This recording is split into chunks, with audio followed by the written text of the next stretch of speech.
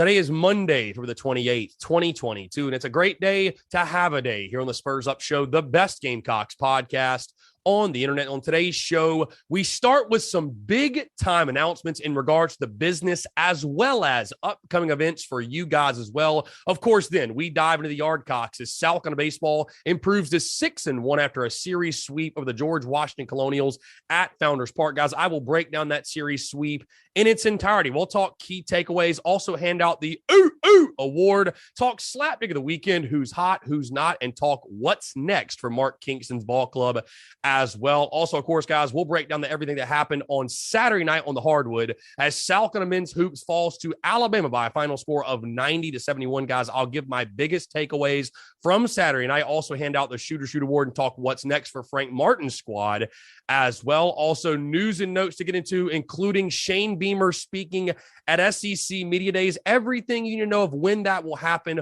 Also, got a fantastic throwback conversation, a great throwback interview with former Yardcocks outfielder Evan Marzilli as we detail his illustrious career in garnet and black. Guys, we got a packed show for you this Monday, and of course, as always, it's brought to you by the Spurs Up Show store. Guys, tsus.store, the best Gamecocks merchandise on the internet. Stay tuned to all of our latest drops, including t-shirts, long sleeves, hoodies, pullovers, stickers, koozies, you name it. We got it. Again, the best Gamecocks merchandise on the internet and merch you will find nowhere else. So again, guys, that's tsus.store. That's tsus.store, the best Gamecocks merchandise on the internet. Let's get it.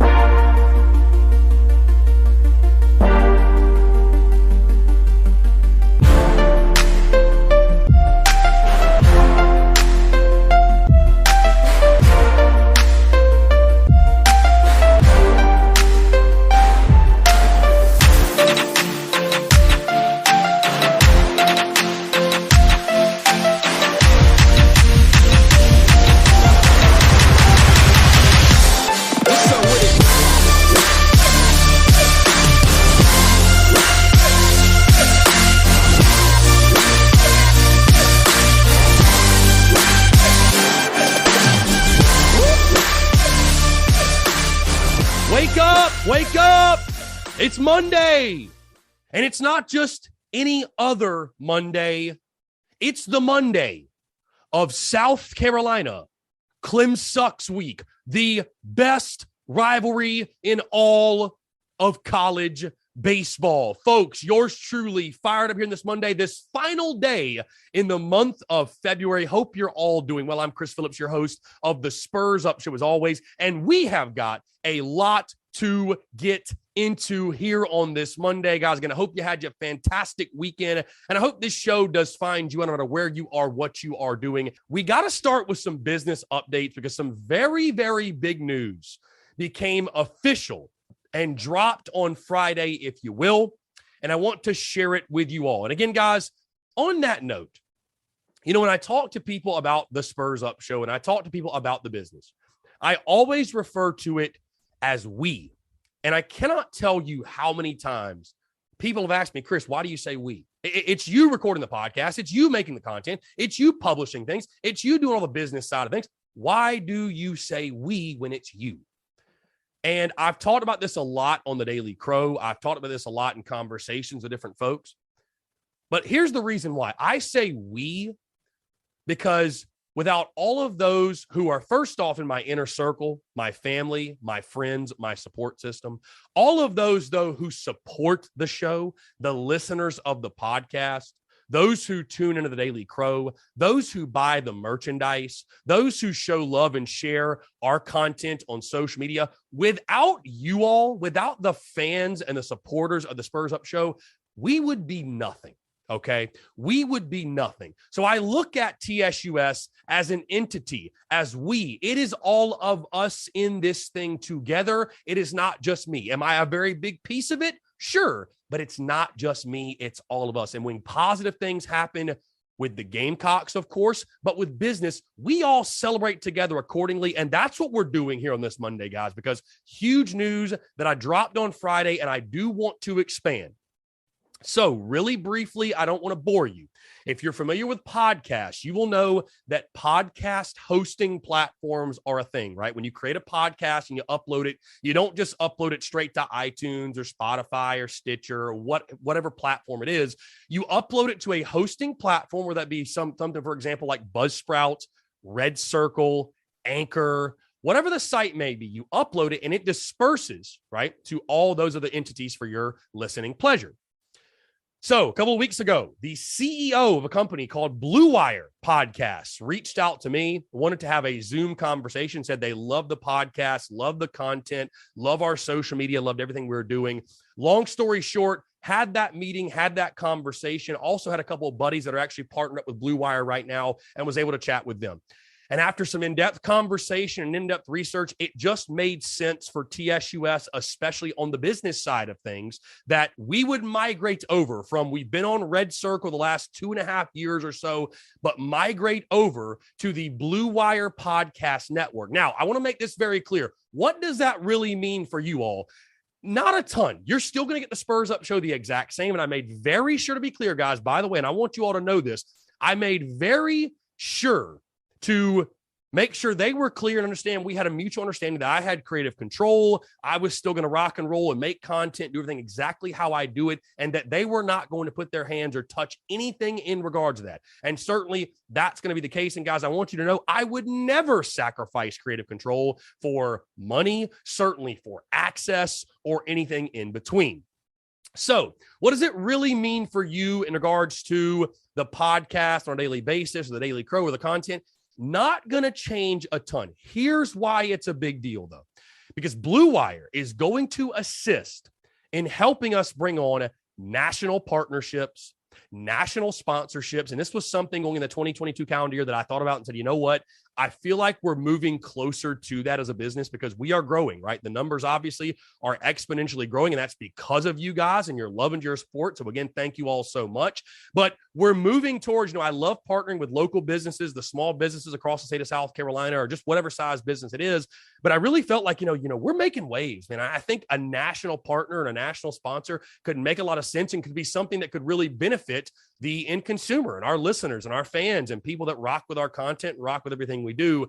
And sure enough, Blue Wire is going to help us do that. And again, of course, guys, when you add that in, you factor in that piece of the puzzle, of course, it's going to improve the financial side. And guess what happens when you improve the financial side? The content gets better, the equipment gets better, everything across the business, the merchandise, all of it gets better. So again, guys, I'm very excited to celebrate this success, this victory with you all, jumping on the Blue Wire Podcast Network. And again, this is going to be something we're going to be migrating over the next couple of weeks or so, I'd imagine. But really excited, man. It's been crazy, this journey with TSUS, the way the podcast is growing, the way the business is growing. And this is just another step for us. And again, to bring on national partners. Again, of course, guys, it helps with the financial side, and it helps with just growing the business from that standpoint. But, also the legitimacy of the business and just having big time sponsors like that, and people jump on board like that, these big time companies, these big time brands. If you go to their website, you'll see just examples of some of the partners that they have, that they've worked with in the past before, and they've gotten for their podcast, their network now. Going to be something really, really cool. So again, guys, this is a huge victory, a huge success for all those who rock with TSUS, that rock with yours truly, that rock with every single thing we do. It is a huge opportunity. And again, I'm so excited to jump on the Blue Wire team, the Blue Wire Podcast Network. And again, it's only going to enhance every single thing that we do. And again, that fires me up, because again, we're going to be able to drive more value for your guys, make things sharper, make things even better, even more content bleeding out the eyeballs. And again, I want to say thank you all so much. And hey, cheers to you all. Let's celebrate this one together, because again, it's a victory and it's a success for every single one of us. So again, thank you guys. Cheers to Blue Wire. Appreciate the opportunity and looking forward to what lies ahead. Also, another huge victory and an announcement on this Monday, guys, that I am so fired up and so excited to bring to you all. And I'll go out and as far to say this. If you're not there this Friday, you hate college baseball. There's just no other way to put it. I'm sorry. I'll put that pressure on you, because we are officially partnering up. We are teaming up with Carolina Ale House, our good friends at Carolina Ale House to throw an alegate, a.k.a. tailgate Friday before the South Carolina Clemson game at Founders Park, the Rowdy Roosters tailgate, the official tailgate of the Rowdy Roosters, as we get ready to watch the Yardcocks take on the Clemson Tigers in game 1 of the Rivalry series. Guys, just like last year at the Rowdy Rooster tailgate, we will be in lot 1. First pitch is at 3 o'clock, and we will go all the way up until right before first pitch. Also, just stay tuned. Just stay tuned. You might find yours truly going live for the Daily Crow out from the tailgate lot on Friday. Who knows? Wink, wink. You never know. But either way, we are locked in. Carolina Ale House is going to provide us food, swag. We're going to have music. We'll have drinks, all that good stuff. And hey, come get it. When it's gone, it's gone. Come get it while you can. But either way, huge tailgate. We're throwing in the first of many this baseball season. And again, I really appreciate those guys, supporting and sponsoring that event and providing all those those pluses for you guys. But again, would love to see a ton of Rowdy Roosters out at that tailgate on Friday, 3 o'clock into first pitch. All are welcome, by the way. I don't feel like I should have to say that, but all are welcome. All Rowdy Roosters. Hey, Rowdy Roosters do not pregame with water. So folks, heckle juice will be consumed. We will be out there 3 o'clock, like I said, 3 o'clock until first pitch out at lot 1. And if you do not know where lot 1 is, it is the lot right outside of Founders Park, outside of left field, just beyond it, that grass lot where we had the Rowdy Rooster tailgate a season ago. We will be basically in that exact same spot. So again, guys, be sure to come on out. The TSUS Carolina Ale House Alegate, if you will, the official tailgate of the Rowdy Roosters, the official pregame, as we get you ready for first pitch as the Gamecocks take on the Clemson Tigers in game 1 of the best rivalry in all of college baseball. And again, guys, of course, it is that time. It is that week. And for all you that know me, you know this about me. This week, this series, this weekend is like my Super Bowl. I mean, truly, I get as fired up for this weekend as I do for the football game. It is personal for me. I'm a baseball guy. I hate Clemson on the diamond. I love seeing South kind of beat Clemson. There are few feelings better than watching us defeat them on the diamond. And again, I cannot wait. The content's going to be insane this week. Yours truly is going to be on one yet again. You recall how I was the week of the football game? Well, guess what? You're getting more of the same and maybe even more this week. So just stay tuned. Going to be a lot of fun. You know what? We're going to piss Clemson fans off all week long. Heckle, heckle, heckle. Make sure you give the Clemson right fielder hell on Friday night, by the way. And I'll have some content supporting that as well, because you know what? To hell with them. Fuck them. How about that? Fuck Clemson. That's how I'll start your Monday off. Hey, we got plenty of time, though, this week to look ahead. Let's look back at what happened over the weekend as South kind of sweeps the George Washington Colonials. All 3 games, of course, by a final score. Friday, 13-4. And then, of course, the doubleheader on Saturday, they won the game 10-6 in game 1 and 5-0 in game 2 of that doubleheader. And you start out with just how sweep it is. Again, guys, I don't care who you're playing. I don't care what the scores are. And I'm going to get more into this a little bit later in just a second about the overall temperature check and the feeling of Gamecock baseball fans, at least what I've seen on social media and those who I've talked to. But anytime you get a sweep, you know, it's a good feeling. And again, this past weekend, you knew you weren't playing a team that stacked up to you. It's all about just having something to feel good about early. And again, you look across, guys, and I think fans really, as you sit 6-1 now, really shouldn't take for granted just winning. Winning is fun, guys. If you ever get to a point where winning is not fun, I don't care what the sport is. I don't care what the scores say or the polls say. If you ever get to a point where winning is not fun, reevaluate. Just reevaluate your life. Reevaluate the way that you think as a human being, because winning's fun, guys. It doesn't matter what opinions I have. It doesn't matter if I want a coach dismissed or if I want this guy changed out the lineup or this guy replaced in the batting order or this guy, whatever. It doesn't matter what I want. Winning will always be fun. So you know what? Just because South Carolina didn't beat somebody 20-0 or 30-0 or by the score you think it should have been, guys, it's baseball. You get the sweep, how sweep it is. You take care of business. Was it always pretty? No, you're still figuring yourself out as a ball club. As Mark Kingston mentioned just a couple weeks ago, you know, right now, guys, are in the season. It's about finding your best 9 and getting some young guys experience, giving some young guys opportunities, and they're doing that. And if you want to win as many ball games as you can while you are doing that. So again, you get the series sweep, a series you expected a sweep, but you do exactly what you were supposed to do, and you get the job done. Guys, another big storyline, another big takeaway. What is the status of James Hicks. Right now, your game 2 starter. You know, you come into this week and obviously ask, what's the status of Julian Bosnick as we get closer and closer to first pitch against Clemson? But James Hicks, what's the deal with him? Obviously, coming out of game 2, I thought it was just a blister. Mark Kingston saying that it was some arm soreness. You know, I'll tell you guys just from my vantage point. Again, I'm not 110% sure. Obviously, they're going to run tests and all that good stuff, but nothing looked wrong. I mean, I didn't see the velo drop or anything significant happen, but apparently he was complaining because of arm soreness. I'll tell you guys this, and again, this is not to, you know, be Debbie Downer on your Monday, but I tell you what, you've already got Julian Bosnick as a question mark. If you lose James Hicks, your pitching staff's going to be in a lot of hurt. I mean, there's just no other way to put it. You know, there aren't many, if any, staffs in the country. I don't care if you're in the SEC or what conference you play in. There are not many staffs out there that can afford to lose 2 of their 3 weekend guys after 2 weekends in the season. And again, we feel like that Julian Bosnick should be okay. James Hicks, fingers crossed, it's minor. But what is the status of him? Is again, we just sit here kind of waiting and waiting and waiting and waiting. We want to find out sooner rather than later. So again, James Hicks, what's the deal with him coming out of that game? I thought he threw well early, but of course just goes out with that injury. And again, you hope and pray it's nothing major. So again, we will keep an eye on that. Another big takeaway from you guys, again, the bats keep rolling. And again, I know many people will look and say, oh, look at your competition or look at the walks and look at the errors. Guys, you had double-digit knocks in 2 of the 3 games.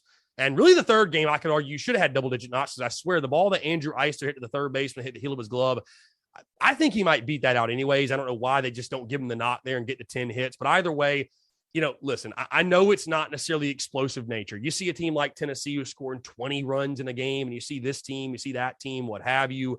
I can see it. I think the sticks are there. I really do think the sticks are there. You know, again, first 2 games, you have double-digit hits.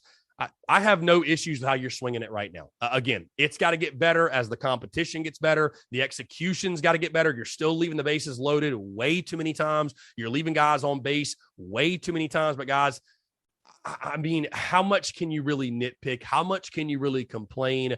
You know, I think you are missing a little bit of Wes Clark right now and Brady Allen and the home run numbers being down a bit. But, you know, as far as the base knocks and getting on base and guys being productive and situational hitting, I think it's improved thus far through 2 weekends. I really do think you're hitting the ball around the yard, and it's about, you know, continuing to find ways to, you know, in different situations, get base knocks and be better and be sharper in those situations. But I think for that weekend, for this past weekend, you know, you did about what you needed to do, scoring double-digit runs in 2 of the 3 games. You know, you outscore your opponent, 28-10.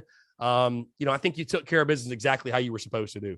Guys, another big key takeaway for me is just an evaluation of Will Sanders. You know, I think through 2 weekends, I think he's been good. I think he's been solid. I don't think he's been that dominant Will Sanders that I think we'll see hopefully beginning this weekend, but later in the year, certainly. You know, Will Sanders, guys, is a guy, the stuff is superior. I mean, the stuff is elite. There's no question. But he is a dude that lives in the strike zone, okay? So contrary to a guy like Thomas Farr, who I think was effectively wild to a degree, right? He was so wild in the sense of, like, you know, he kept hitters off balance. They didn't know where he was going. They didn't know when he was coming in the zone, and he had elite stuff. As a hitter, you sort of know with Sanders, hey, I'm going to get something to hit.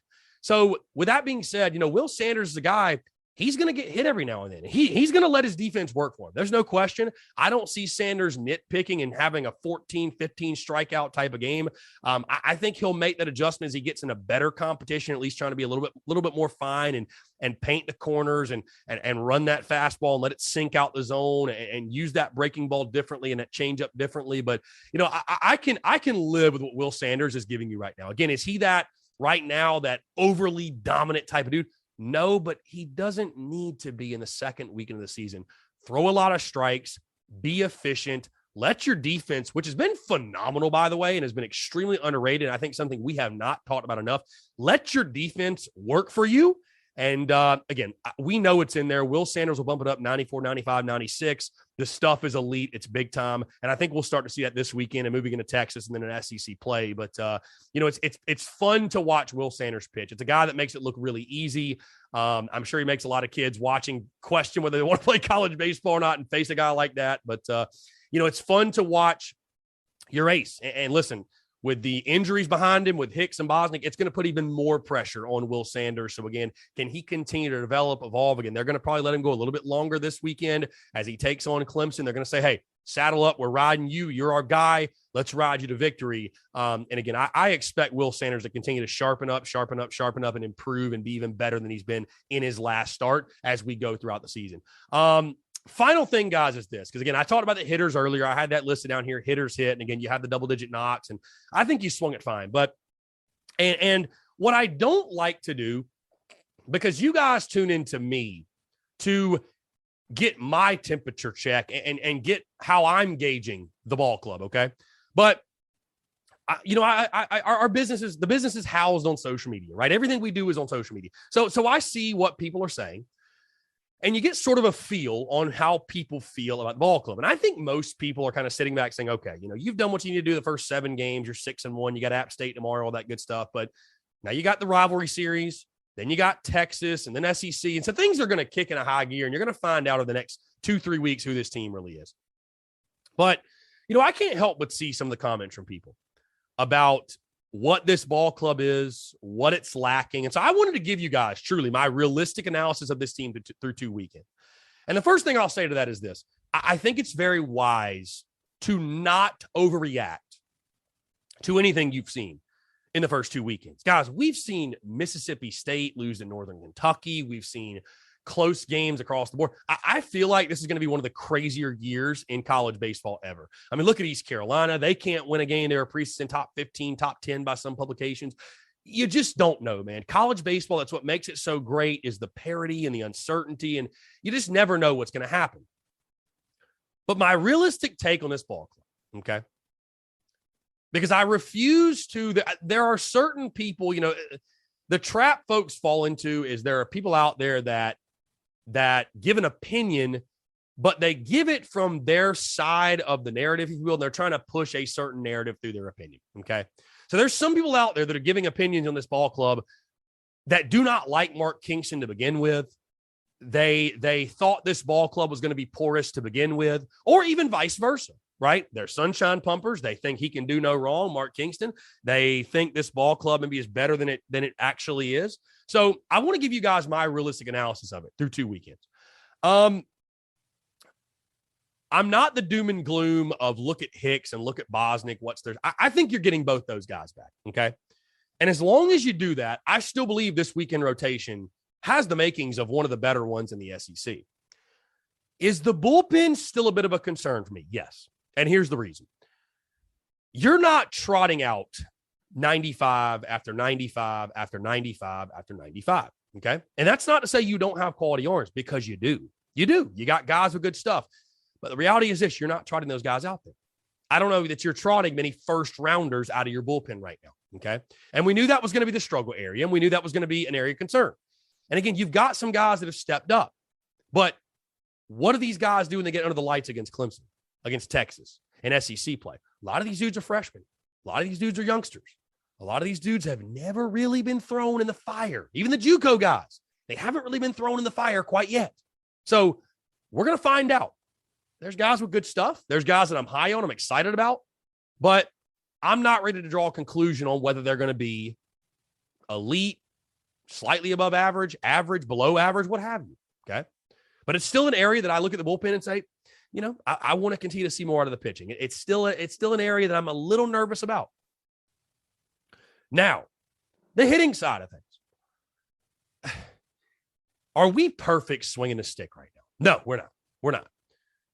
But, guys, as I look at our ball club, and again, I just don't – I know there's still some pessimism out there, and it's totally fine. There's some people that came in this season that, really just were against Kingston and his teams and never been able to hit, which – still kind of blows my mind, man. I just 2018, we swung the shit out of it. 2019, we had a horrid year. We all know 2020, we didn't have a season. And I know last year the average wasn't good, but we went 16-14 in the league. And right now, through 7 games, through 2 weekends, we are hitting 319. And again, I understand who you're playing. I get it. I get it. I understand.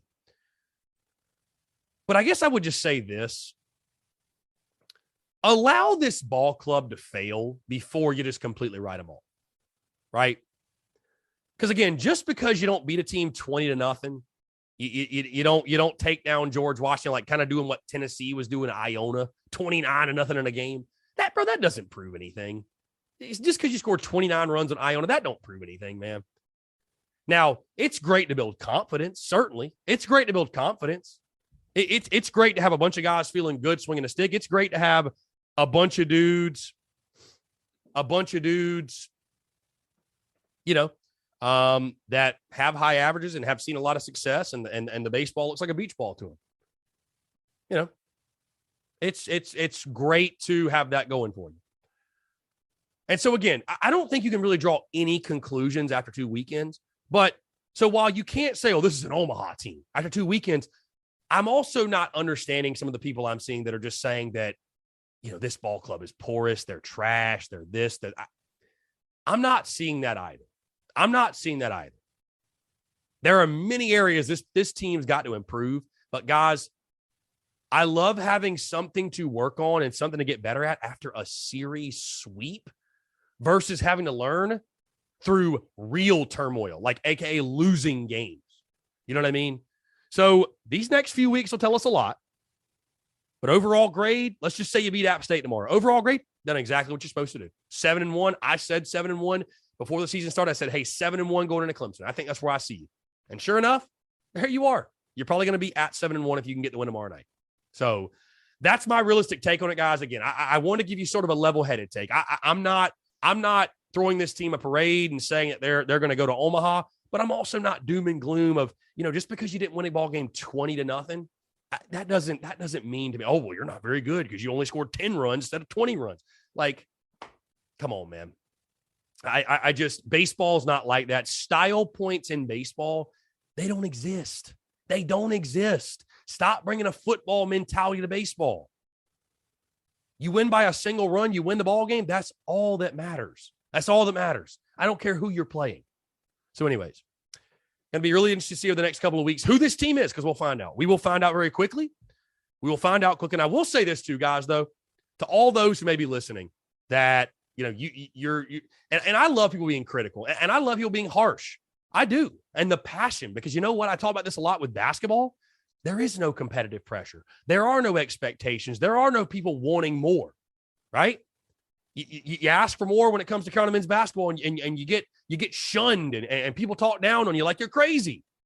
So at least there are expectations. At least there are fans out there that are providing competitive pressure to Mark Kingston and this ball club. There should be pressure. There should be pressure. So thank you all. I'm actually very grateful for each and every single one of you that you guys are willing to be critical and to demand more.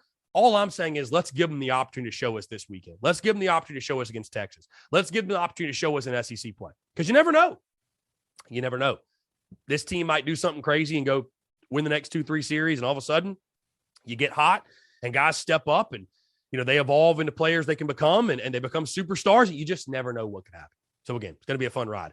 Guys, let's hand out and move into the Oot Oot Award, our series MVP for the series against George Washington. It goes to none other than Gamecock shortstop freshman Michael Braswell. 6 for 11 on the weekend, hitting .545, 3 RBI, 4 walks. He also threw 2/3 of an inning pitch on Saturday with 2 strikeouts and a save. Guys, Michael Braswell has faced 5 hitters this season. He has struck out all 5 of them. So again, Michael Braswell, been incredible. He's also been incredible in the field as well. Been so much fun to watch. Certainly a fan favorite at this point. And I tell you what, a guy that needs to pitch more, because he's already lighting up the stadium, and the electricity, you can feel it when he's up to hit, and he's getting big knocks and he's making plays in the field. But when he took the mound on Saturday, and that game 1, the game got a little uncomfortably close. When he took the mound, people got on their feet. They started clapping. They started cheering. And, there are just certain dudes that can spark a fan base. There are certain dudes that can just spark a ball club. Michael Braswell is one of those guys. I just, for whatever reason, the way he plays the game, his moxie, his confidence, his swagger, he's one of those dudes, man. He's one of those dudes. So in every single way you can get him involved, he needs to be more involved. Still needs to be more involved. So again, our Oot Oot Award goes to none other than Michael Braswell. And again, guys, I got a good feeling it's going to be the first of many that he wins for the Yardcocks this season. All right, let's move to who's hot and who's not. Who's hot, man? You got to start with Andrew Reister. I mean, we gave him the Oot Oot Award last week, and he just keeps it going, man. 7 for 14, hitting 500 the weekend, a homer and 3 RBIs. The baseball's like a beach ball for this dude right now. D1 Baseball, Baseball America, perfect game, 11.7. Whoever else is out there, put some respect on Andrew Eister's name for the love of God. We're begging you. Put respect on his name. Why not? The guy is leading South Carolina right now, hitting 500 with 3 home runs and 13 ribbies. He is slugging .824. His on-base percentage is .514. And again, I understand the competition, but still, guys, I mean, what in the world? So again, Andrew Eister, flaming hot. Who's not? And I know he got his first collegiate knock over the weekend. It was a bunt, believe it or not. But Cole Messina, off to a little bit of a slow start over the weekend. He went 1 for 12. I think he was like 0 for 2 or 0 for 3 in his season debut in the midweek. So, hey, I'm very high on Cole Messina, but hey, somebody's got to get the award. So sorry, Cole, the pride of Somerville. But he did get his first collegiate knock. So shout out to Cole Messina. Also, by the way, guys, I almost forgot to mention this. The Slapdick of the weekend. And the reason I forgot to mention is this. I love this award, right? We all do. This is a great award. And I always love picking the Slapdick of the weekend. However, I am so happy and proud to say, for the first time ever, we had a clean weekend. There was no Slapdick of the weekend. So congratulations to all the Slapdicks out there that they are Slapdicks, but kept it together and held it together this weekend. I mean, truly, this is a victory for us all. It's a victory for us all. Kudos to you all. So again, Slapdick of the weekend, nobody. You are on your best behavior this weekend, from the umpires, the teams, you all on Twitter and social media. Congratulations. You honestly deserve a pat on the back. And yeah, I got a good feeling this is going to be the last weekend without the Slapdick of the weekend. So either way, no Slapdick of the weekend. And I'm actually happy to say that, though, because again, feels good to be good. Feels good to get along with everyone and just enjoy a stress-free weekend of Gamecocks baseball. Let's talk what's next, guys, for South Gunners, the Yardcocks. Continue along this season early on. Tomorrow, they'll take on Appalachian State in Charlotte at BB&T Ballpark. And, of course, as I mentioned earlier, this weekend, the Rivalry Series, the best rivalry in all of college baseball, Friday in Columbia, Saturday at Seager Park, and then Sunday at their place. Again, the game tomorrow in Charlotte, yours truly will actually be in the building. So, again, if you're going to be at BB&T, would love to hear from you guys. Would love to link up. Going to be one hell of a time. Again, going to be a ton of fun. So, again, we got a packed week. Things are going to get very, very real this week with the Yardcocks. And, guys, like I said, the content around Rivalry Week is going to be bleeding out the eyeballs. It is going to be an absolute blast. So, again, guys, you be sure to stay tuned for that. All right, guys, let's move to the hardwood as the Courtcocks fall to Alabama by a final score of 90-71. And I'll say this, guys, it was fun while it lasted. It really was. I'm not even trying to be like sarcastic or, whatever. The run was fun while it lasted, but this was one that was a no-brainer, right? Alabama had beaten you 6 in a row, now 7. They had beaten you 8 of the last 9 times, now 9 of the last 10. And Frank Martin had never won in Coleman Coliseum, and he still never won there. So, and you also open as an 11-point underdog. So I don't feel like this was one that was all that much of a shocker. I mean, when you looked at what Alabama had, the personnel, I understand the positive momentum you've been playing with, but going to their place and winning felt like a bit of a pipe dream. And like I said, I'm not going to be here today to beat a dead horse. And, if you think South Carolina still got a clear path to the NCAA tournament, then God bless you. God bless you. Kudos to you. That's great. But I think we all realize that to realistically get to the NCAA tournament, you're not beating Auburn. You're not beating Auburn in the final game. You'll probably be a 15-point underdog or so at their place. To get to the tournament, you probably had to beat Bama, win tomorrow against Mizzou, and then win a few in the tournament. So realistically now, I think the NIT is your best bet. And what does that mean for the future? Again, let's wait until the end of the season to get into that. But you look at this game, again, just on the road, guys, we already know it's so tough to go on the road and win. But when you allow your opponent to shoot 13 of 33 from three-point land, and they also go 19 of 23 from the free throw line, you're just not going to beat anybody. You're not going to beat anybody. The turnovers also killed you, 15 turnovers. And again, I think South Carolina, you just sort of played like who you were the entire season. I think beating LSU, I think beating LSU and then beating who else? Whatever. Those home victories that you had, being at home, I think made a huge difference. Listen, it's very hard, like I said, to go win on the road. I mean, there's no shame really in losing at Alabama. Alabama was a good team. They're ranked the top 25 for a reason. But you put yourself in a position to where you had to win that game. You had to win that game. And did it surprise me that South Carolina was down as much as they were? No, it didn't. Because, again, I knew Bama was a quality team, and that's why I picked Bama to beat you by double digits in the first place. But there's no shame really in losing that team, but in regards to, because what everyone wants to talk about is the tournament and what are the odds, and that's all anybody really cares about right now, right? There's no point in dissecting what happened in Tuscaloosa, and you got to improve this, you got to improve. No, you are who you are, right? We all know that. So with that being said, my biggest takeaway from Saturday night is this: our NCAA tournament hopes are officially dead. I think playing for the NIT and trying our best to make that could be an admirable venture. That could be something we do. But I think my butt cheeks are safe, and I don't think I'll be getting a Frank Martin tattoo, barring a miracle run in the SEC tournament where you basically win the entire thing. And I know there's some of you out there saying, well, we don't play Auburn anymore. We don't have the tournament anymore. Guys, you got a better chance of losing to Mizzou and losing to Auburn than winning both those games. I'm sorry. You do, because pigs will fly when you go to Auburn, Alabama, and beat them in that final game. They will. Auburn is the number one team in the country for a reason. They're elite, right? So, I think it's safe to say now your NCAA tournament hopes are officially shot. They're officially dead.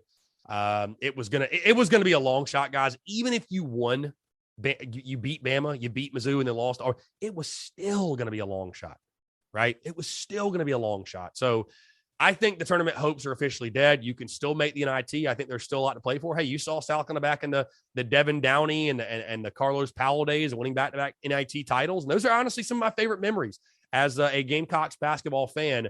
But I do believe those NCAA tournament hopes are officially dead. I think I'm safe from a Frank Martin tattoo. You know what? I'm not happy to say that. I actually wanted that to happen. It was fun. That 5-game winning streak was a blast. But unfortunately, you put yourself in a position where you had zero room for error, and, you faced a buzzsaw of an Alabama team on the road, and, the result is what the result is. So, tough L obviously on the road. You'll have to regroup very quickly. If you lose to Mizzou, it's really, really, really, really over. And it'll be really inexcusable, because I think what it will show is that Bama beat you twice. But either way, a tough L. I don't think it's an embarrassing loss, or it's a shame to lose to Bama. I think they're a really, really good basketball team, but you just put yourself in a position where you had to win the ball game, and unfortunately, you just weren't able to do it. You were not able to do it. So again, Gamecocks falling to Alabama 90-71. Again, I think the tournament hopes now are officially dead, and we'll see if you can play out the rest of the way. I think I saw a projection. You were projected to be like a 5 seed in the Notre Dame bracket of the NIT or something crazy like that. But I think that's what you're playing for at this point. I think that's what you're playing for at this point. I think the NCAA tournament's completely off the table for this team. Let's hand out the Shooter Shoot Award, and how appropriate it goes to our guy Stevie, Mr. Shooter Shoot himself. Eric Stevenson, 17 points, 7 of 13 from the field, 3 of 7 from three-point range. He was hot, led your team in scoring. I talked earlier, guys, what's next for South Carolina basketball. Gamecocks take on the Missouri Tigers tomorrow night at home, March the 1st at the CLA. And again, I don't have to say must win. I mean, it's just a game where you have to bounce back, show some life. I think if you lose that one on your home floor, Missouri is not a great team by any stretch. It's also a very important game for SEC tournament seeding. Again, if you want to, talk about what you got left to play for and all that good stuff, you probably still need to win a few to get in the NIT. So the better seeds you can get, the better off you're going to be. But that game tomorrow night at CLA against Mizzou, a very, very big one. So again, guys, that's the full breakdown of what happened on the court, on the hardwood of South Carolina falls to 8 and 9? What are we, 8 and 9? God, I don't even know the record right now. I'm going to make sure I get this right. That's so bad. I don't know the record. We are 8 and 8. Excuse me. Sorry. 8 and 8. I'm already chalking up that other L. 8 and 8, right at 500 in SEC play. And the Gamecocks will look to stay or get back to above 500 in this game against Mizzou. tomorrow night. Guys, before we get out of here and get to our interview, really quickly, just a quick note. Shane Beamer, it was announced he is set to speak at SEC Media Days Tuesday, July the 19th, all the way in the summer. So again, mark your calendars. He'll be one of 4 coaches to speak on that day. And of course, we all remember last year where he really won SEC Media Days.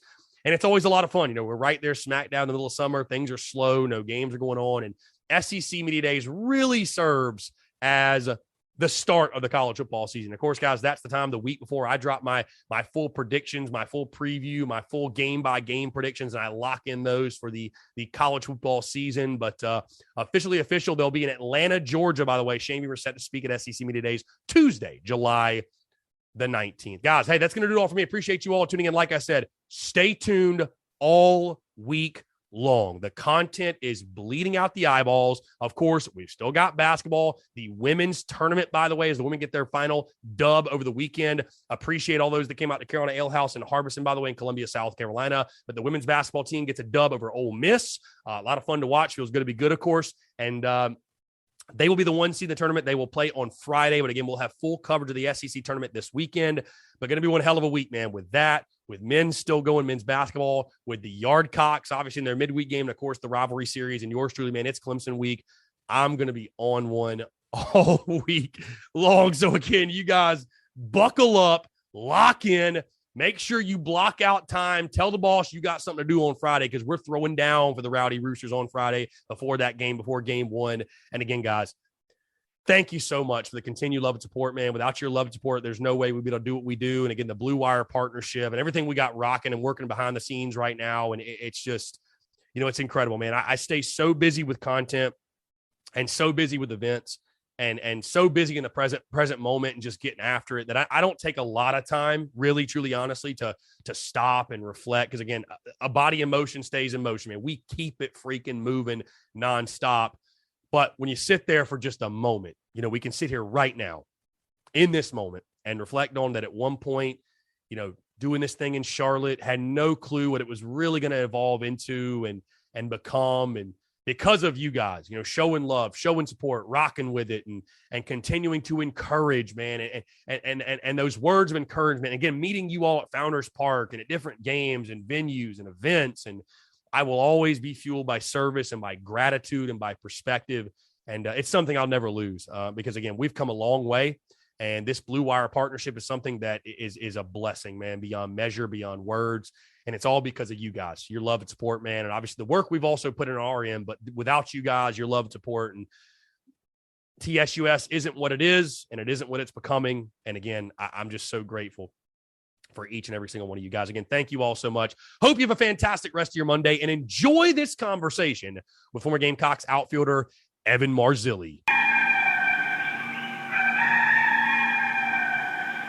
During his career, he hit .302, 8 home runs, 75 RBIs, and 27 stolen bases. He's a 2-time national champion in both 2010 and 2011. He was named the College World Series All-Tournament Team in 2010 and 2012. Also in 2012, was taken in the 8th round of the MLB draft by the Arizona Diamondbacks, a guy who is a proven winner, has so many accolades. There's too many to list off. I'm very pleased to be joined by former Gamecocks outfielder Evan Marzilli. Evan, appreciate you taking the time, man. It's a pleasure to have you on. Yeah, thanks, Chris. I really appreciate it. Perfect. So, Evan, going back, obviously, we know baseball recruiting starts really, really early in the process, right? Like freshman, sophomore year of high school, you're already starting to get letters, you're going to camp, stuff like that. You being a guy, and you were such an integral piece of those national championship teams, being a guy from Rhode Island, talked about from the Northeast, how did South Carolina come about? How did Ray Tanner get in contact with you? Where did they see you? Just what were the list of schools like? What was the recruiting process? And what eventually made you choose South Carolina? Yeah, so it was probably a little different for me. Mostly in the beginning, I was talking to Northeastern schools for the most part. A few Ivy League schools, Boston College, UConn, but I knew I really wanted to go down south, just kind of change the scenery and get into a big-time conference. So I actually played my junior summer. I played for the Diamond Devils with John Rhodes down there in Charleston. I played with Chris Owings, Bryson Selleck, a few guys on the team, actually, Colby Holmes. We all played together. I played there all summer. We get done with high school a little later than the South, so I basically went down there for like a month. And then, yeah, when Chad got the job at South Carolina, I was one of his first recruits. He got in touch with me towards the later part of my junior summer. Yeah, I mean, I just couldn't say no. I knew if I was going to take my chances anywhere, I'd go big or go home. So you probably played when you're playing with the Diamond Devils. I'm very familiar with them. You probably played at Sarge Fry, right, when you were doing the games with them. I'm sure the allure of playing in that new stadium had to be a big selling point for those guys. Oh yeah, it was. Well, yeah, definitely. But I think more so for me, it was just. I mean, I couldn't believe the campus and everything. I mean, Sarge to me was like. I mean, being from the Northeast, Boston College has a decent field, but I mean, we're talking about Sarge Fry compared to some of the Northeastern schools. It was I was already blown away. But yeah, I played at the Sarge, incredible. But they were just building it when I committed. They were just building the new stadium, so. We got to take a tour through that. Yeah, it was kind of a no-brainer once I saw that. I'm sure weather had to play a big factor too, because like you said, you guys starting later, ending later. I know the weather in Columbia, although it can get scorching hot, it's really perfect during baseball season. It's incredible. And I was actually surprised at how cold it got, to be honest with you. Anyways, we got snow a few times in college, and I like it a lot better in the South because you get about 6 days off from school with 3 inches of snow. So a little better than the Northeast. For sure. So obviously you played for a legend, Ray Tanner. You talked about Chad Holbrook as well when he came on staff from North Carolina. But just talk about your first impressions or first interactions with Ray Tanner. Oh, yeah. Well, me and Ray we've had some awesome moments of our career. I mean, I can't – the guy pushed me in ways that I didn't know I could be pushed, that's for sure.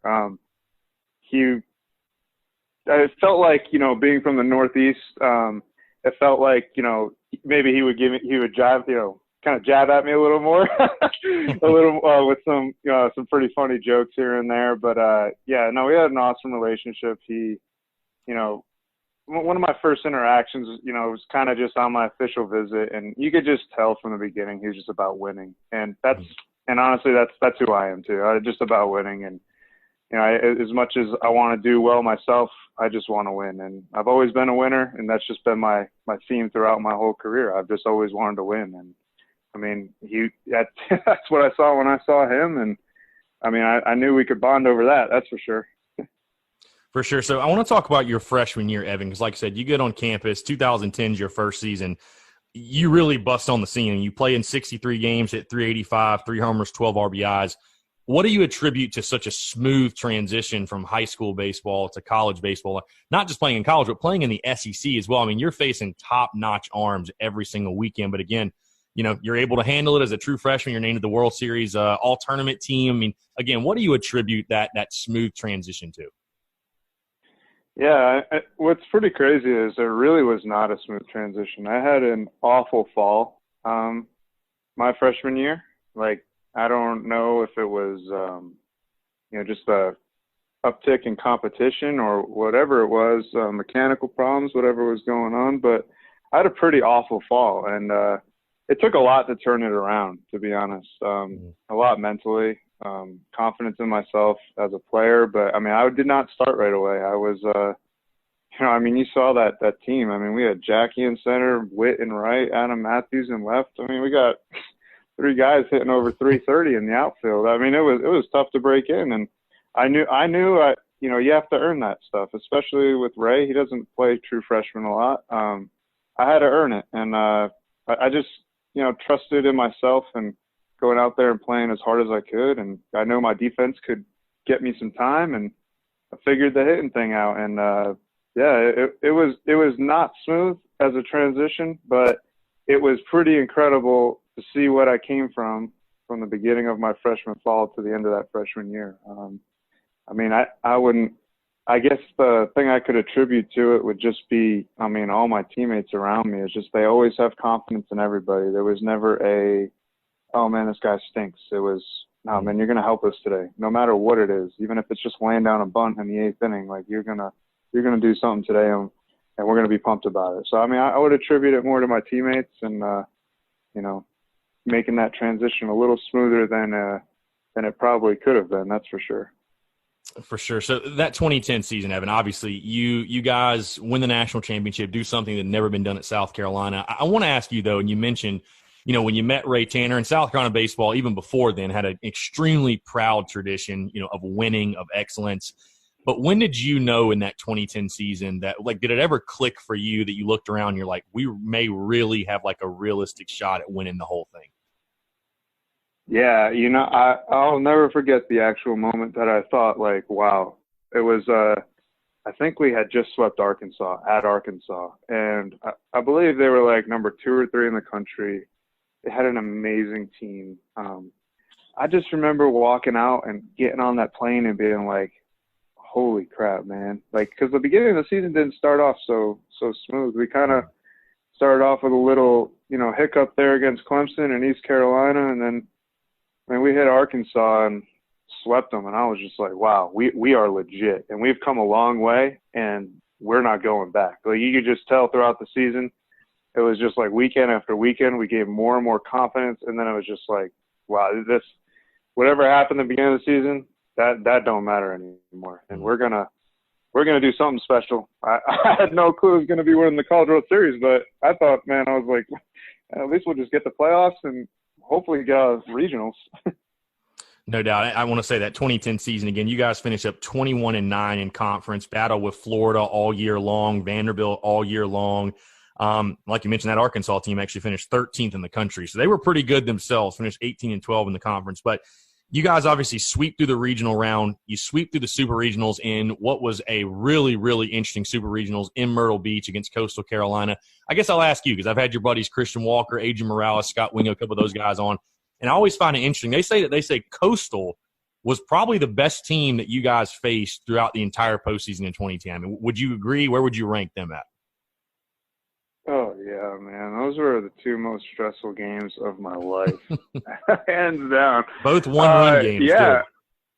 too. Yeah, it was back and forth. It was honestly incredible. It was so hot, too. Oh, my gosh. But, yeah, it was – I would say as a team, I've never seen, a team respond the way they did. It was just you couldn't let your foot off the gas pedal for a second with those guys, and you just had no clue what was going to happen. And it was basically a home game for both of us. It was just, like I said, I've never experienced 2 more stressful games in my life. When we went to the College World Series, it was like having fun. Because after that, I was like, I don't know how it would get any more stressful than that. That dog pile in Myrtle Beach, just talk about the emotions. Again, you talk about you're a kid from a small town in Rhode Island coming down south to South Carolina. You knew you were on the cusp of something special, but you never know, obviously, in baseball. But the final out's recorded. You're going to Omaha. I mean, describe the rush of the emotion there. Oh, it'd be just blacking out, I guess would be the most accurate term. I just remember you just screaming and waving your arms around aimlessly. I wouldn't know how else to describe that type of joy. You're just hugging, and it was just one of those things that I watched the College World Series my whole life, and now I was going there. I couldn't believe it. I'll never forget, rolling up on the bus to Omaha, sitting next to Christian, and I'm like, is this real right now? I was like, I've seen this my whole life, and now we're here. And it's just like one of those moments that, you never even dreamed of, because, you look on TV and see how hard it is to get there, and we were living it. That was the cool part. So, Evan, I want to talk to you about, obviously, the Carolina-Clemson baseball rivalry, because that year specifically, it's well noted. You guys go to Omaha, you lose the first game to Oklahoma, and you guys show a lot of resiliency as well. Bounce back, beat Arizona State, come back to beat Oklahoma in extra innings. It was a crazy, crazy game. And then Clemson comes around. You got to beat them twice. You guys do so. You being a guy from Rhode Island, again, maybe the rivalry didn't click as soon as for some other guys maybe that were in state or whatever, but just talk about the Carolina-Clemson baseball rivalry and, how soon did you realize just how big of a series, how big of a game that is? Oh, man, first series we played them, that's when it really hit me, when we were at the Greenville Drive Stadium, and I was like, are you serious right now? I can't even describe that rivalry to some of my friends who played at other colleges. I just honestly don't believe it's the same. And then to face them in Omaha at the end of the year, it was just it's cool facing them in Omaha because, it is a little different as opposed to being in South Carolina, because those crowds just get rowdy in South Carolina. But yeah, I mean, I can't even describe the rivalry, man. You're talking about the whole bat heating thing and all that type of stuff. I mean, it just doesn't end with these guys. And I met some of them when I was done playing, and they're awesome dudes and everything. But man, in college we hated them. There was no doubt about that. For sure. So again, obviously, you guys take on UCLA in the title series, if you will. Win that first game 7-1. Blake Cooper throws an absolute gem. That second game, one for the ages, back and forth. The last game, by the way, at Rosenblatt. Again, back and forth. Whit Merrifield gets the walk-off hit. I mean, just talk about, again, you go into that game knowing, hey, if we win tonight, we're going to win the whole thing. But the emotions in that game, you hear the ping of the bat, Whit Merrifield hits it to right field. I mean, I have to imagine, again, like you talked about the blackout feeling in Myrtle Beach, it had to be like times 100 when that happened. Yeah, I mean, I wish I could capture that type of emotion and like translate it into my 40-yard dash, because I'd probably run a sub-4. I mean, I don't think I've ever ran that fast in my life, just trying to tackle Whit in the outfield. It was incredible. I mean, it was just, again, like surreal. You don't realize it because you're in it and you're so focused on what you're doing. But there's times, yeah, I mean, that was it. Like, once we won it, I was just like, I think I had goosebumps for like legitimately 2 hours. It's just everything about that moment, the streamers coming down and dogpiling. I remember chasing Whit down. I was like, you better get here. I was getting on him and trying to tackle him. It was, like I said, it was incredible. It's tough to put that feeling into words, that's for sure. For sure. So, again, 2011, you guys go back-to-back. Looking at the 2011 season, I had Adrian Morales on the show, and he described 2011 as a little more business-like versus 2010, where it's doing something you've never done before. Just talk about, again, going back there and winning it again. I mean, was it the same feeling? Did it feel as good, better? Like, because, again, I feel like coming into 2011, I know you guys have one goal, and that's to get to Omaha, win the whole thing. We want to close down Rosenblatt, open up TD Ameritrade. That is the number one goal you have. But, again, to go through the grind of an entire season and get back there, I can't imagine, that feeling ever gets old. But, like, what was the differences for you from the 2011 to 2010 season and just how it felt to do it again?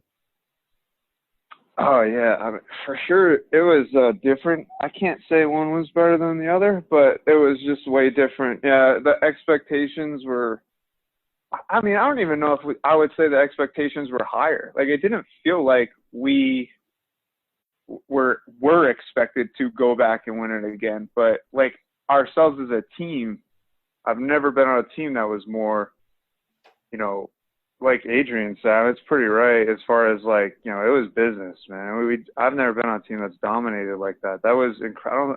I think we lost one series that year, one weekend series. And it was, I mean, everywhere we went, it was just like, we felt like we were national champions. I can tell you that much.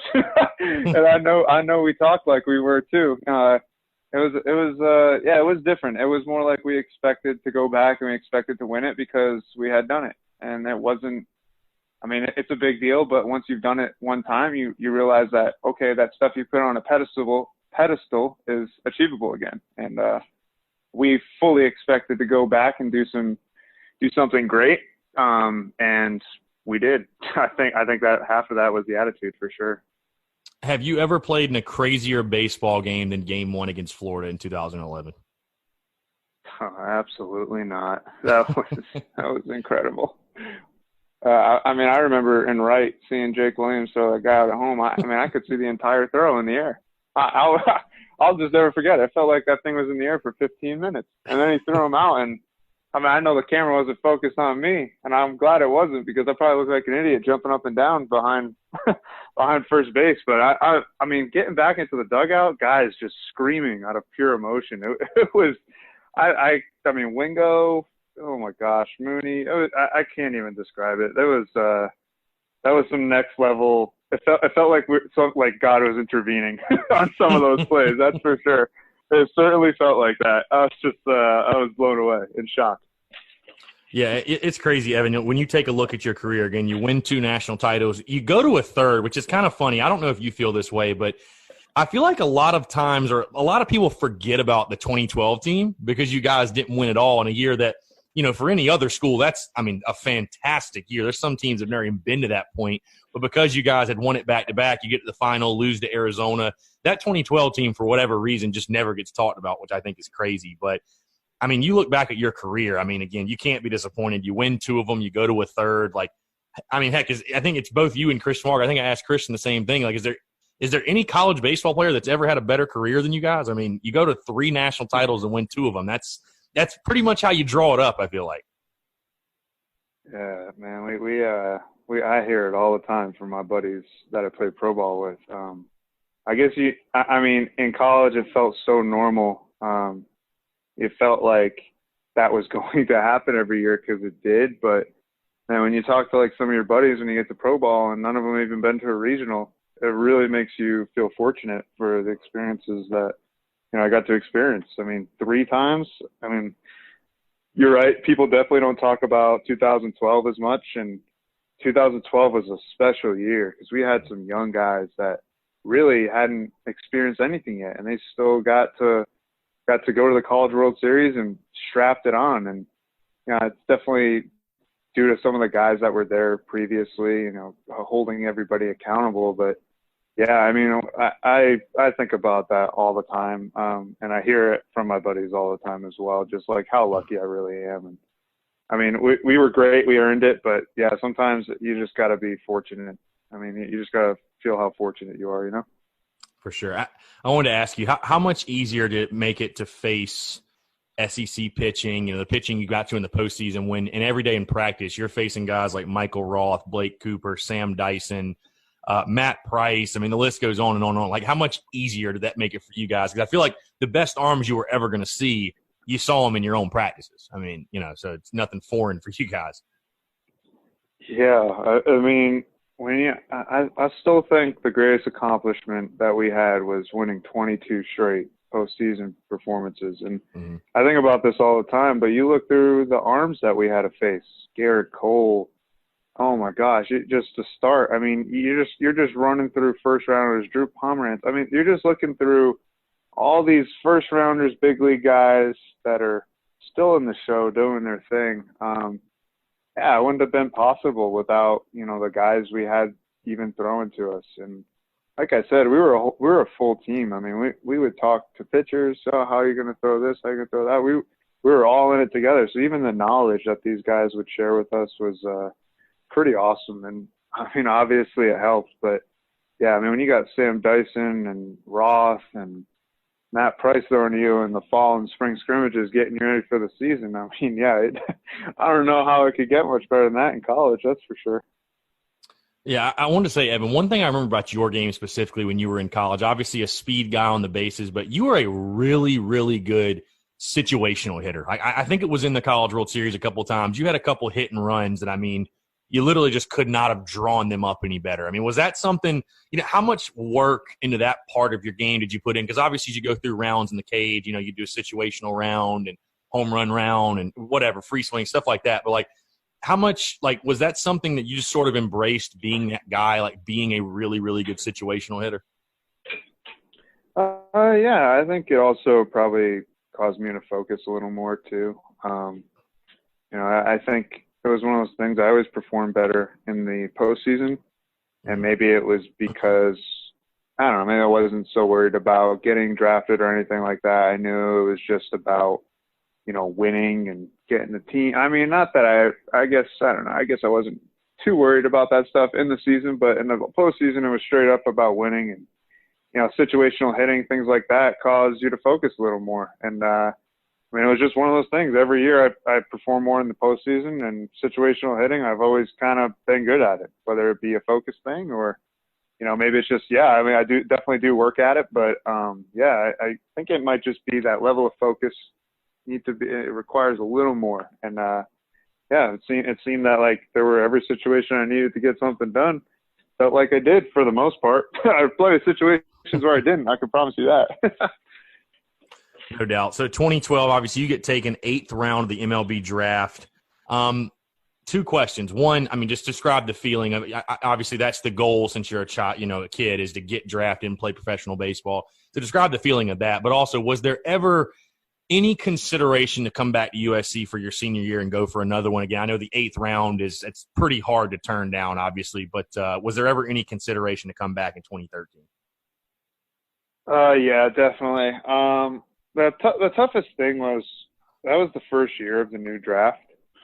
So where you got picked, you were slotted a certain amount of money. So, getting picked higher the next year as a senior, it would have been tough to make that much money again. So it was one of those situations where it was, it kind of felt like the right thing to do at the time. But yeah, there was definitely considerations about going back if the money wasn't there. I mean, it's just one of those things where, sometimes you just got to do what you got to do. And, unfortunately, I had to leave, but I believe it was the right decision at the time, and I have no regrets about that. That's for sure. So, Evan, you've had a really long minor league career, and I forgot I asked you off the air before the show if you're still playing, because I know you said you're still training and stuff like that. I mean, you played as recently as last season, but bounced around a lot. I mean, you've been literally from every level, from rookie ball to AAA. I mean, you have been up and down as much as anyone that I've ever seen, but a really successful career. But just kind of talk about as a whole, life in the minors, how it differs from college, and just kind of what the day in, day out life is like for a minor league baseball player. Yeah, it's probably way different than most people think. Yeah, my career's been crazy. I feel like I've been kind of sitting AA, AAA since, 2014, which is a long time. Mm-hmm. Yeah, it's tough, man. It's been an interesting career for me for sure. I am still playing right now, still trying to get on a team. I'm a free agent right now. But, yeah, it's one of those things, man, where baseball is definitely different in the pro level as far as when you get to AA, AAA, the ins and outs of the game are much more prevalent. You learn way more because you have to. The pitchers and everybody are way better. The hitting, especially now with all the data that we get, it's pretty insane. The lifestyle, I mean, I've been to so many cities. I mean, it's been awesome. I'm going to be honest. Like, I think some people will talk crap on it, saying how hard it is, how brutal it is, sleeping on an air mattress for 7 months. But if you can get over that, I mean, I don't think it's that bad. I think it's a very fortunate opportunity. You can only do this for so long, and I've seen places all around the country now that I never would have seen without it. I've met people because of it. I've met my wife because I played in Reno, so I got to meet her there. I mean, I'm thankful for every single part of it, whether it's definitely not as glorious as people think. I mean, crap, like I said, I'll sleep on air mattresses for coming up like 7 months going here and there. But I got to be honest, man, I love it. I love playing. I love the people I've met. And you truly find out if you love baseball in the minor leagues. It's not it's not, in college you have all the cameras and the nice fields and the big stadiums, huge crowds. It's not like that. It's you're in it because you love the game. And when you see those guys in the big leagues, they're there because they love it. They're not just there because, for the money, for all that stuff. They're there because they love it. You couldn't get to that point without being that way. That's for sure. No doubt. You talked about it already, Evan. I mean, you're a guy that's bounced around from AA, AAA, and for people that don't realize, that's literally one level away from the professional ranks. I mean, how close, what are the biggest things I'll say you're working on right now in your game to get to that level? And I mean, how close do you feel like you are? Because again, you've been extremely close to getting that call up. Yeah, again, it's been crazy. I've been to like 3 different big league camps now. So I mean, I've been on the edge, and who knows what kind of conversations I've been in when people get injured. But I guess the biggest thing that's always come down to me is consistency hitting wise, and that's kind of what I've been working on this year, especially this off season. Obviously I do every off season, but kind of went and saw some guys this year and try to figure some stuff out on a deeper level and kind of really figure out what the problem was. It's one of those things where hitting's tough, man. And if you don't have the right mechanics in the upper levels, it's very, very hard to compete at a high level, and especially enough to get to the big leagues. Right. So you got to figure that out at some point. Some guys have it. Some guys got to figure it out. And, it's just one of those things where I'm figuring it out. And I believe in myself as a player and in my defense especially, and that, when I do figure this out, that I'll be up there and I'll be a force, and that's all you can do is just keep believing in yourself. The second you don't, I would suggest getting out, because it's a tough road if you don't believe in yourself. That's for sure. No doubt. So obviously, a bunch of your teammates, or a couple of your teammates, are at the at the MLB level, having a ton of success. I mean, you look at what Jackie's doing. You look at Christian Walker.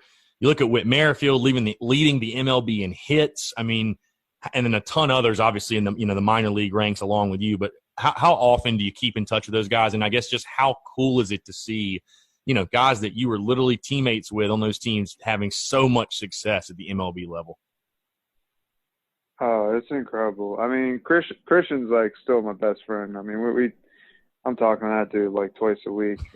But I mean, it's amazing, especially Christian, to be honest. Like that guy, he had to figure some stuff out. I mean, that just shows how competitive it is, because he was one of the best hitters I've ever played with. And he had to get better.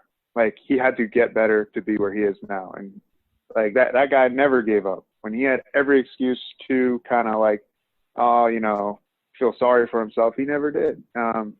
I mean, you look at guys like Whit too. Whit had to sit around in AAA for a little bit and wait for his shot, but man, he was ready when he got it. And Jackie, I mean, just a superstar. It's really cool to see these guys, because, during the time at college, I don't know if we were necessarily known as the best South Carolina team. It felt like people always thought some prior teams were better than us, but somehow we just had like this magic. But I had a feeling when I was playing there, I was like, we got some guys on this team that are incredibly talented, especially like defensive wise, that, I thought that was one of the main reasons we won it. And, I'm not really surprised, to be honest, to see all these guys have such success. They're so incredibly talented. And I mean, just the attitudes they bring. I mean, I learned so much from these guys playing with them in college, and obviously I hope they learn a bunch from me too. But like, it's so cool to play with those guys and learn so much, like on a day-to-day basis. Like me and Jackie shacking in the outfield together. Like, even if we never talked that much, it was so cool to see some of the stuff he did, because you bet your butt that I took some of that with me when he left. So it was just a really cool thing. And man, we had so many incredible players and mindsets on that team. I'm thankful for playing with all those guys, and I wish them the best, because they're just incredible people on top of it. Absolutely. So, Evan, switching gears a little bit, really switching gears. You're a guy that you don't just have talent on the baseball field. You're also musically inclined. I don't know if you're still playing, but I remember specifically in your college career, you playing the national anthem on the electric guitar. That was like a big thing. Oh, man. I guess just talk about sort of where that came from. I mean, again, you being musically inclined, I mean, not everybody has that skill, and you certainly do, but just kind of talk about that, where it came from. And I guess how cool was it to play the national anthem at Founders Park? Oh, yeah. It was I'm kind of a weird dude when it comes to stuff like that. I've always played instruments my whole life. I was in band in high school. I played oboe and clarinet. Picked up guitar in high school. I was in a band with some guys too. I played some shows. Yeah, man, it was pretty cool. Some of my buddies are like legitimate musicians in like Nashville and all in the Northeast and stuff. So I learned a lot from them, but yeah, incredible. That was hands down. Now, I talked about Coastal being the most nerve-wracking game. Playing the national anthem was the most nerve-wracking thing I've ever done in my life. No doubt about it. Like nothing even comes close to that. It is. I still can't believe I did it. Honestly, I can't believe I did it. If I'm really thinking about it and being honest with myself, I'm surprised I said yes, but I did. It made digging in the box. You can thank Whit Merrifield for that. Yeah, I was going to say digging in the box that night was a breeze compared to having to play the national anthem. Oh my gosh, I could play the national anthem. I was legitimately probably playing it like 50 times a day. I I could play it while I was having a conversation with you. That's how bad I didn't want to mess it up. And I'll tell you one thing. The coolest part about it was the sound check we did on the stadium before. I was playing like Thunderstruck by AC/DC on the speakers with nobody in there. And that was like worth the whole thing. I was like, even if I mess it up, this is the coolest thing because I've never played in like surround sound stadiums before. That's awesome. So I'm curious to ask you, Evan, you know, for a guy that has so many great memories, it's crazy. I was taking a look at your career before the show, and I was like, there are literally so many accolades for this dude. I cannot list them all, I feel like. But for somebody that has so many great memories, when you look back at your career at South Carolina, I mean, if you had to pick one memory that stands out that you still think about this day, that's the best memory while you were in Garnet and Black, what's that one memory for you? You know what? The thing that pops in my mind first, and I'll just say that one, the coolest thing I thought that happened to me, I mean, obviously there's a bunch of team stuff, but the thing that sticks out to me the most was my last at-bat at Carolina Stadium. It was like, it seemed like all the fans kind of knew that was my last one at the stadium. Me and Christian both, we got like standing ovations. I was against Oklahoma in 2012, and it stands out to me because like, I just can't believe and I know it sounds cliche, but the fans, like I just, the support that we got and, for them to have enough wherewithal to like kind of know that that was it because of the draft and all that type of stuff. I know it seems selfish, but man, I was like, that was the closest I ever came to like crying while I was playing the game. I was just like, that was something next level that I never, ever, ever would have dreamed of as a high school player. And to end my last game there with like a standing O, oh man, I couldn't even. I was more nervous for that than my first at bat at the College World at Founders Park. That was my first like time in my life where I almost like lost all my emotions, and it was really cool. I just felt for the first time it kind of all hit me, like how grateful I really was for the opportunity to play there. And to have those type of fans, man. Of course, I just popped up to center field like an idiot. But I mean, I took the heart attack of my life, I think. But I was like, oh yeah, I'm going deep right here. Yeah, and of course, no, probably slider. But yeah, man, it was that was the first thing that popped in my head. So I'm just gonna go with that one. But man, I'm so grateful for that opportunity to play in front of those people and those coaches and just everything that had to happen for me to get to that point. Like it was just kind of like oh my gosh, like this is real life. Wow. Like people, this is what it's like to experience something like that. And man, I'll never forget that. And I mean, I just, again, when I think of that moment, I just think about like how grateful I am for the opportunity and everything that happened to me while I was at school. That's awesome stuff. Well, Evan, I'm going to get you out of here. One last question, though. I got to ask you this one. When you look back, your funniest Ray Tanner story or a Ray Tanner story that sticks out. I know he can be a pretty comical guy, obviously as hard as he is on you guys sometimes, but is there a Ray Tanner story that you can tell in the airwaves that just kind of sticks out to you? Oh, you should ask me this in the beginning of the show. I'm the guy to ask. Man, funniest thing he's ever said to me.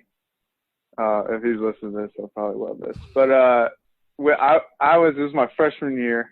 I had gotten doubled off at second base. All right? Double play. I got off a little too far, got doubled off. Well, the next day he gives me the start against Tennessee. I was a pinch run the night before, got doubled off. I'm starting the next day. I'm in the outfield warming up, and I know everybody on the team will know this one. And obviously Ray knows I'm from Rhode Island, obviously. And he comes up to me while we're stretching. He goes, Marzilli, let me tell you something. You get picked off or doubled off one more time, you can walk right out that gate out in left field, hit up I-95 North, and we'll send your stuff to you. And to this day, nobody does not know that story that has played with us. But yeah, the whole head up I-95 North back to Rhode Island. We'll send you stuff to you. That is for sure one of my favorite Ray Tanner moments. And yeah, it's safe to say I don't think I ever got doubled off again. But that's probably my favorite. Is it one of those things where in the moment the entire team laughs, so you kind of have to keep it together and then just laugh about it later? Yeah, he kind of said it quietly.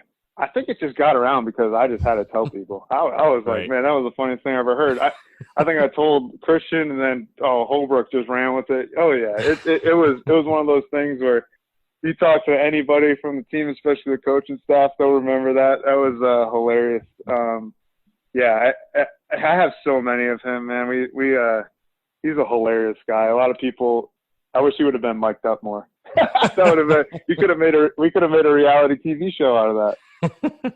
Yeah, it's funny. I've had people on before that tell me he's like a guy that like they talk about the baseball god. It's like he is the baseball god. Like if he wanted to rain out, it would rain. If he said it wasn't going to rain, it wouldn't. Even if he said it was 100% chance, like he knew it was going to happen before it happened. I mean, we've heard the story at Coastal about how he knew, Jackie's going to hit a double, Christian's going to come up, hit a home run. I mean, it's crazy. It seems like there's so many good stories out there about Ray Tanner. It's just wild. Yeah, you almost want him to be wrong one time. It's like, I told you. But it never happened. He was just right all the time. After a while, you just give up on waiting for that day. It just never happened. That's so awesome. Well, Evan, really do appreciate you taking the time. I know I speak for all Gamecocks when we say it was a pleasure to watch you guys do what you did, obviously on the diamond, and obviously wish you well with the rest of your career. We'll be looking forward to it. I'll be following along, and who knows? I mean, I think you deserve a shot at the MLB level, but if nothing else, like I said, wish you well, wish you health, and looking forward to getting you back on the show sometime, man. Yeah, that sounds great, man. Thanks for having me.